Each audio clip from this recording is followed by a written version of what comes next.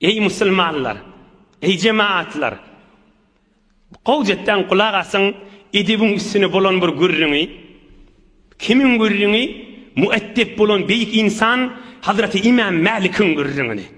Geçen heftede arman molqalym birini aýsam diýip, buň birini aýdaýlyň.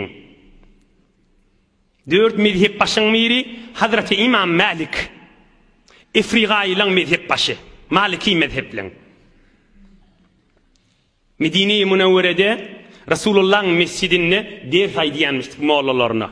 Resulullah'ın mescidi baş mahal aleyhissalatu vesselam. Mescid-i Nebi. Şonna hadis aýdýanmış. Resulullah'ın mübarek sözlerini aýdýanmış.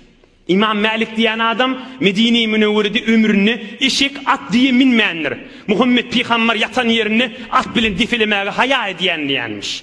Beýle bir mueddep insan. Hazreti İmam-ı Azam Ebu Hanife radıyallahu anh'un bir şagirdi var, Mardan, Türkmenistan'ın Mar şehrinden. Kim? O da kan ağdanların. Hazreti Abdullah İbnül Mübarek. Hazreti İbnül Mübarek. Şol Mardan giden İmam Azam'ın şagirdi olup, o bir neçe vakt Medine'ye varıp İmam Malik'in de şagirdi olupdur. Hazreti İbnül Mübarek. İhtimalken Türkmen olsun öyle. Şol İbnül Mübarek näme diye? Kuntu indel İmam Malik ve huve yuhaddisuna.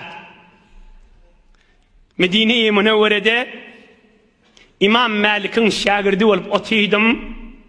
İmam Malik bize Resulullah aleyhissalatu vesselam'ın mübarek hadislerini bize okuyup beripdi.